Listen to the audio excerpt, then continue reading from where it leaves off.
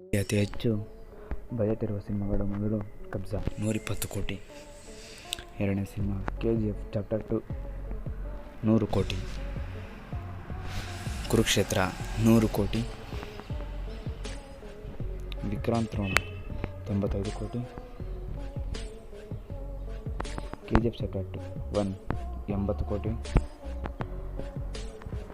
ಕೋಟಿ ಕಾ ಬತ್ರಿ 70 ಕೋಟಿ,